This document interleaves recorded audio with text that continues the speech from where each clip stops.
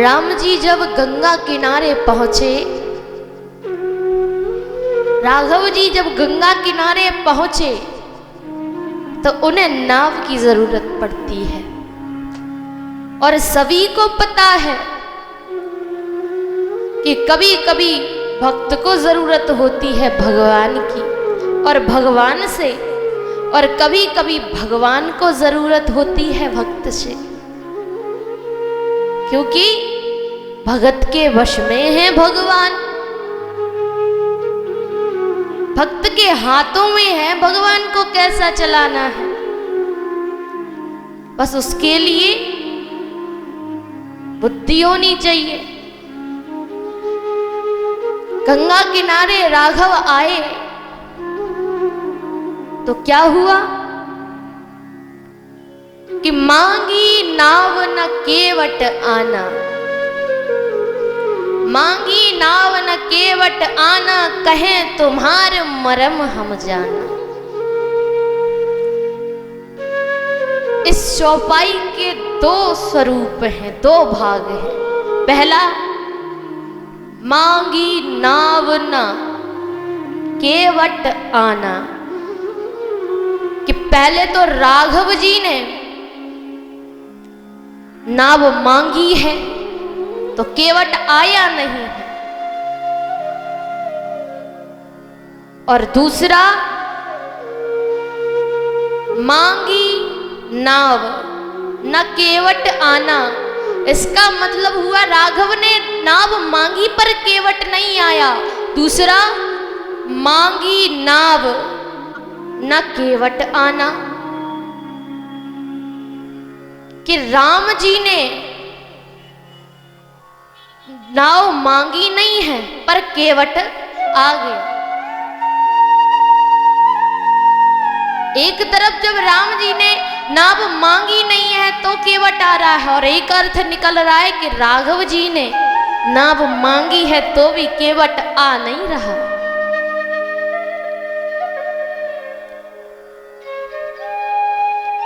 केवट आया और कहता है मैं तुम्हारा मरम जानता हूं, कहे तो तुम्हारा मरम हम जाना। अब इसके भी दो अर्थ हैं। एक कि रघुनाथ को गंगा पार कराना है, ये जानता हूं तुम पार करने क्यों आए हो। और दूसरा, इसके माध्यम से तुम पता नहीं किन किन लोगों को तारने आए हो। सिर्फ मैं तुम्हें तारूंगा, लेकिन तुम तो पता नहीं कितने लोगों को तारने आए हो। तुम्हारा मर्म जानता हूं मैं, तुम क्या करने आए हो, क्या करने जाओगे। केवट आया, भगवान से कहने लगा देखो तुम्हें गंगा पार करनी है ना, ऐसे नहीं करवा सकता, क्योंकि मैंने सुना है कि आपके चरणों की धूल का बड़ा ही महत्व है। ये तो पत्थर को भी नारी बना देते हैं, तो ऐसे तो गंगा पार नहीं करा सकता। लक्ष्मण जी ने कहा ल्यो नई नौटंकी शुरू, जे नहीं नाव पार कराएगा, जे नहीं गंगा पार कराएगा। पहले तो आ नहीं रहा, ऊपर से कह रहा कि पैरों की धूली से पत्थर भी नारी बन जाए तो कोई बड़ी बात है क्या। केवट ने कहा प्रभु आपके लिए छोटी बात होगी, पर मेरे लिए तो बहुत बड़ी बात है, क्योंकि सिर्फ एकमात्र ये नाव ही ऐसी है जो मेरी नैया पार लगाती है, जिससे हमारा रोजगार चलता है। और ये तो लकड़ी की है, पत्थर भी नहीं, तो ये तो चरण गंगा में रखते ही नारी बन जाएगी, क्योंकि ये बहुत समय से जल में पड़ी हुई है और फूल गई है। तो ये तो स्मरण मात्र से ही नारी बन जाएगी, इसमें कदम रखने की भी जरूरत नहीं पड़ेगी। इसलिए मैं तो ना रखने दूंगा चरण, मैं तो नाव नहीं पार कराऊंगा।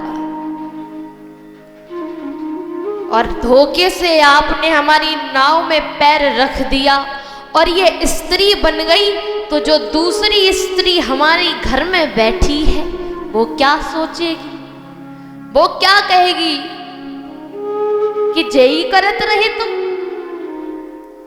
तुमने नाव ना चलाई, तुम जेई करत रहे।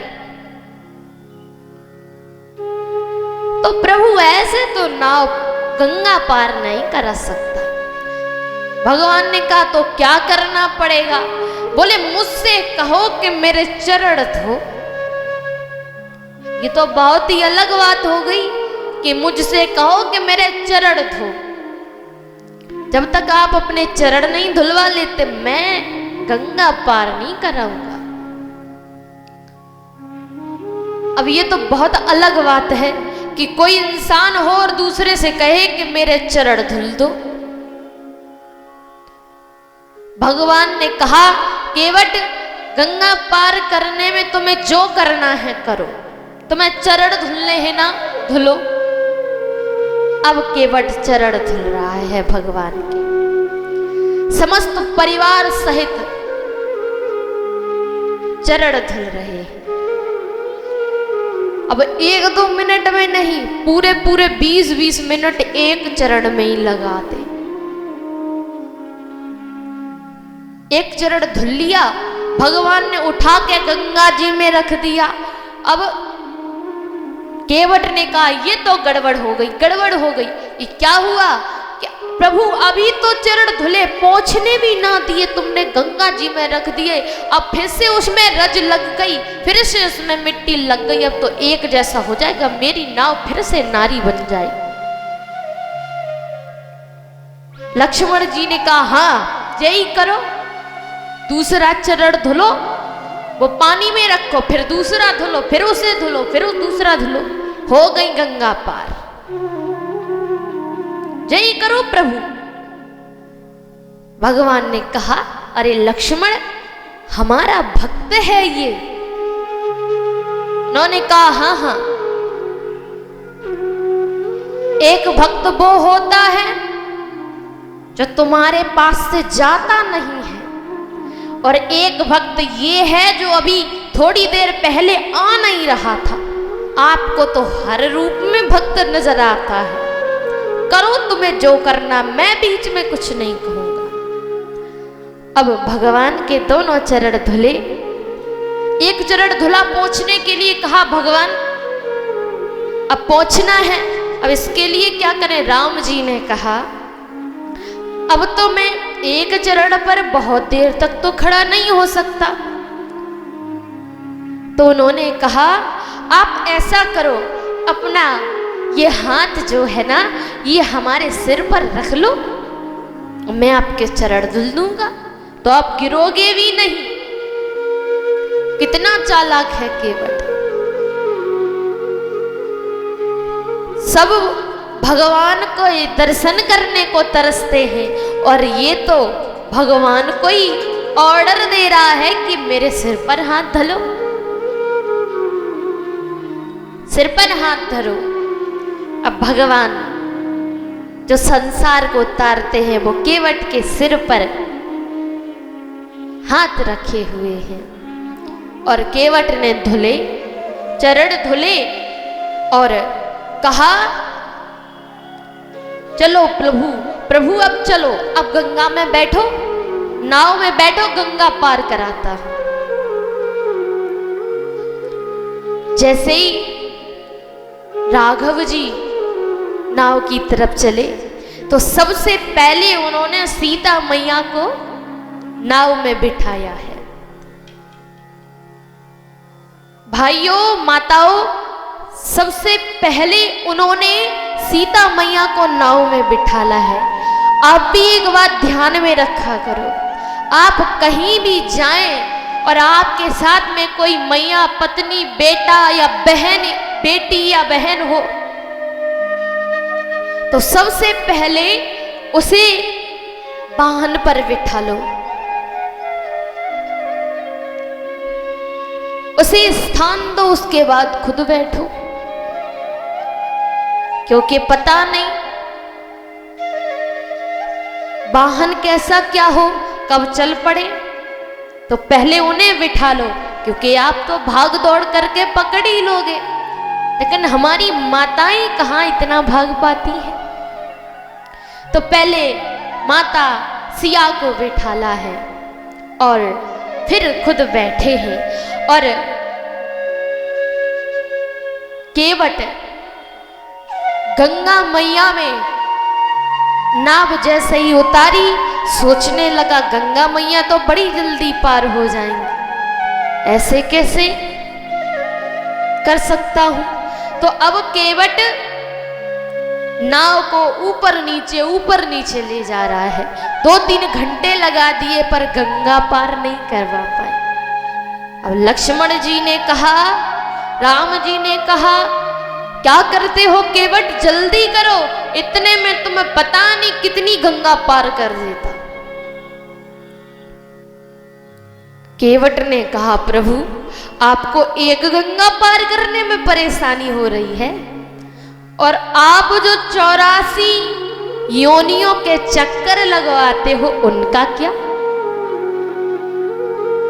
आप जो 84 योनियों के ऊपर नीचे ले जाते हो उसका क्या होगा?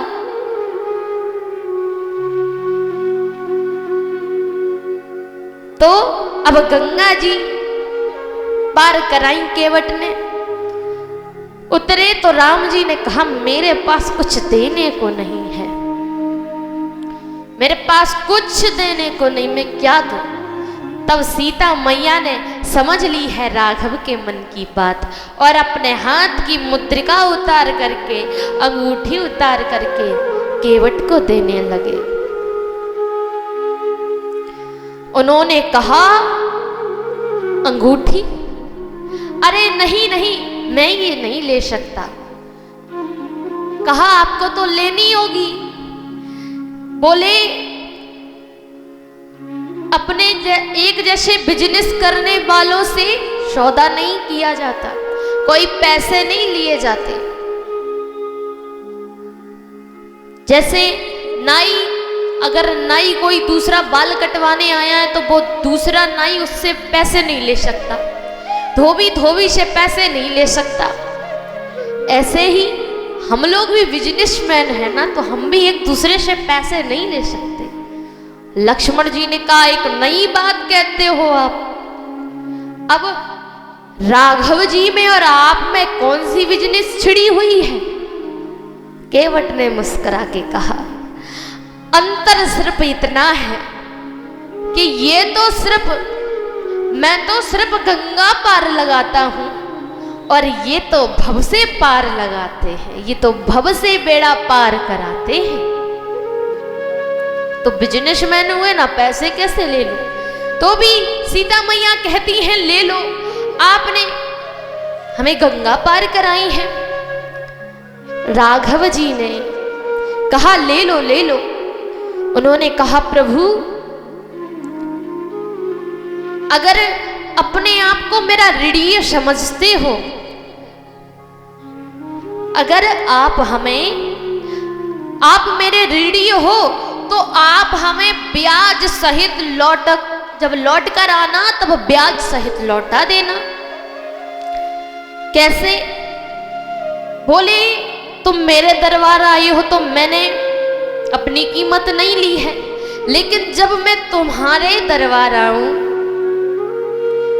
तो आप हमें तार देना, आप हमें हमारा बेड़ा पार कर देना, बस यही चाहिए। और सीता माता, आप कहती हो कि आपके हाथ से मैं ये ले लूं। राघव देते, राम जी देते, प्रभु देते तो ले भी लेता, और बेटी के हाथ से कौन भला कुछ लेता है? लक्ष्मण जी ने कहा, फिर से एक नई पहेली छेड़ दी आपने। बेटी अब हमारी भाभी तुम्हारी बेटी कैसे हो गई? बोले देखो, जनक जी ने जब राम जी के चरण धोए तो अपनी बेटी को दान में दे दिया, और यहाँ पर भगवान के चरण मैंने भी धोए हैं, तो इस बेटी के हाथ से मैं कुछ कैसे ले सकता हूं? अब लक्ष्मण जी कहते हैं, और केवट ने कहा प्रभु अगर इतना ही है तो लौटकर जब तुम आओ तो इधर से ही जाना, इधर से ही जाना, और आप मन चाहो जो दे दोगे मैं ले लूंगा। लक्ष्मण जी ने कहा प्रभु ये सब बातें मनवा ले रहा है, ये सब, इन सब बातों में इसका फायदा है। बोले कैसे? सबसे पहले सुनो, इसने आपसे कहा कि आप हमारे मस्तक पर, आप हमारे सिर पर हाथ रख दो। आपने रख दिया। एक तो इसका ये फायदा हो गया कि आपका समस्त आशीर्वाद इसे मिल गया। दूसरा ये कहता है जब आपको लौटा नहीं है तो ब्याज सहित लौटा देना बैकुंठ में। दूसरा इससे ये फायदा हो गया जब ये बैकुंठ जाएगा तो आप इसे तारोगे। तीसरा ये कह रहा है जब आप आना तो आप इधर से ही आना, दोबारा दर्शन मिल जाएगा। और चौथा, इसने सीता मैया को बेटी बना लिया।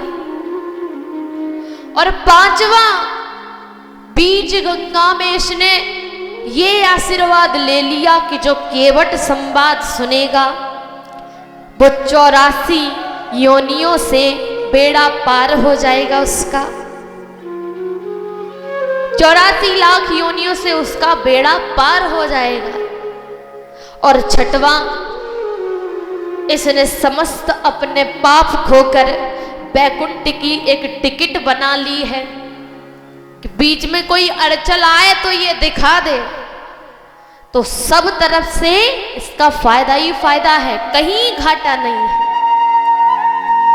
तो केवट कितना चालाक रामायण में कोई नहीं है, केवट कितना बुद्धिमान रामायण में कोई नहीं है, ऐसे हैं केवट। और इस प्रकार से राम जी गंगा पार होते हैं और आगे बढ़ते हैं।